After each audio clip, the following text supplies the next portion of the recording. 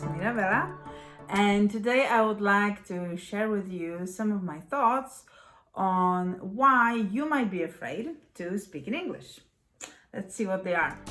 So, because you're listening to me speaking in English, they're clearly not my ideas, but they are the ideas of people that I recently talked to. And there are three. So, the first one is that they don't think that their level of English is good enough, that they have nothing to say, or nobody's going to listen to them.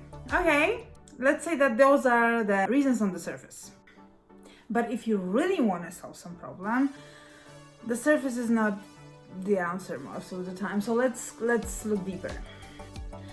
The deeper problem is that those people don't really believe in themselves, or they don't really believe that they can even speak English, or they can actually speak in English, because we're talking here about communicating in English. So what can we do about it? Before we actually go to the solution, for a long time I have not seen this as a problem because my students don't have it. Strangely enough, I push my students to talk a lot. And because they do, their confidence is built naturally. We're trying to show them that they can speak, I'm praising them for it, and they're building their confidence naturally. A little bit like kids. But what can you do if you do not have a teacher? If you are alone, if there's no coach in your corner, and the only person that supports you in your English endeavors is you. The solution is called make a list.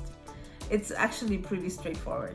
So what I would like you to do for yourself is to create two lists. On one list, write all the things you can do in English, and they can be as easy as I can count to 10. I know how to introduce myself.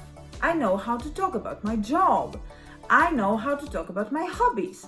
All the things that you know for sure that you know how to talk about. And this is pretty easy to check, and I'm sure you know how to do it. Just start talking and see what topics can you actually cover, and in what topics you actually feel pretty awesome. That's also important. So yes, write a list of topics that you think you cover well or like okay in English. Second list. The second list contains all the things that you know you are lacking. So this could be understanding people from Scotland. This will be on my list. Understanding when people talk to me in general. Understanding my favorite series, I don't know, understanding written word, or I feel like I need some idioms to make my English more cool, or I need more vocabulary in the area of medical area, right? Like that would be probably on my list. And then I would like you to look at your list, because despite what you think you don't know, not everything on that list you need. So for example, I'm okay with not understanding people who speak with Scottish accents. Like, I don't need that in my life. Okay? Also, the medical terms, I can check them in my dictionary. I don't need to know that. But there are some things that would be important to me. Let's assume that my boyfriend is a football fan, right? I would probably need some vocabulary about football to be able to talk to him about it. So look at your list and see what skills do you actually think you need. You need. Not you want, but you need, okay? Let's see. So once you know that there are only like a few things probably on this list by now, you can start working on those things. So either by finding some grammar that you're interested in, or looking through some series, or watching some films. There are a million ways, and I'm sure you know them all. And if not, I'm definitely gonna introduce you to some in the next videos.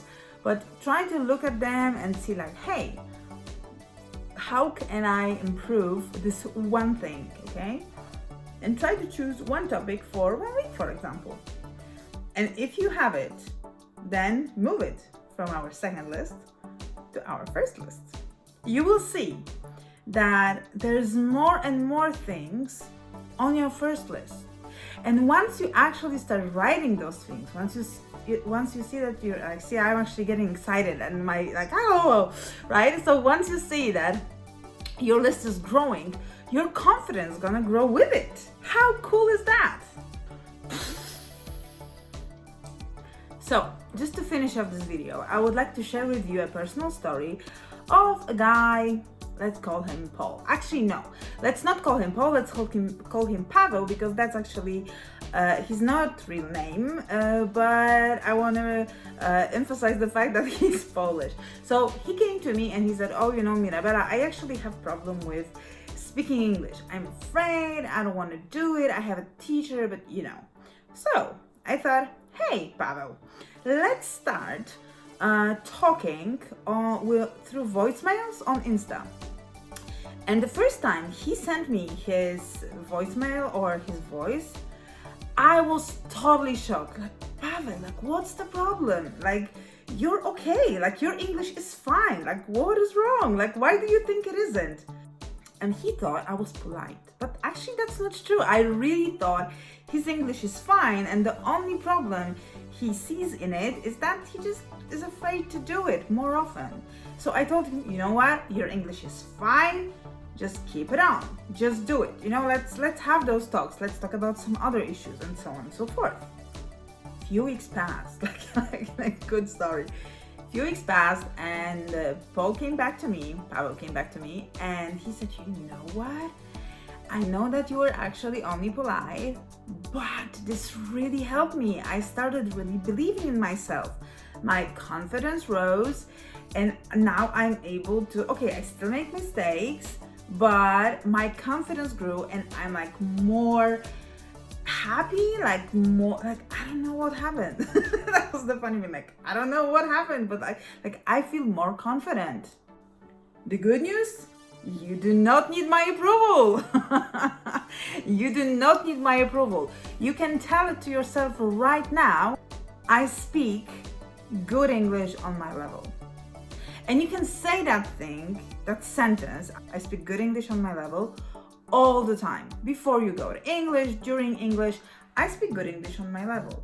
And stop thinking about how bad is your English and focus on how you can improve it, how you can actually make it better. You know, like, there are lots and lots of ideas, and I'm gonna share with you on this channel.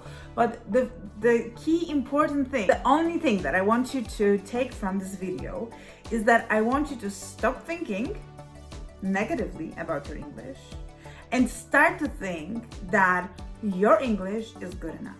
My English is good enough on this level. I speak good English on the level that I'm at, okay? I'm on, actually. See, I made a mistake.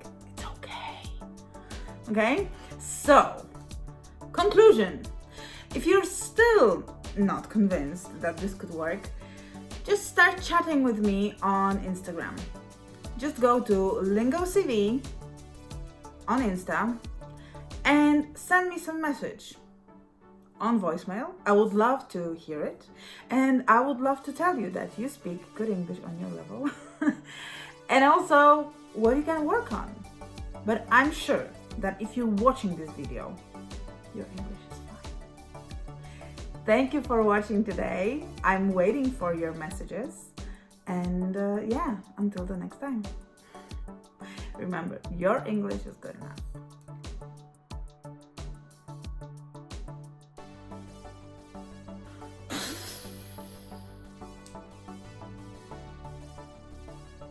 Well, I have one solution. The solution is called what? No.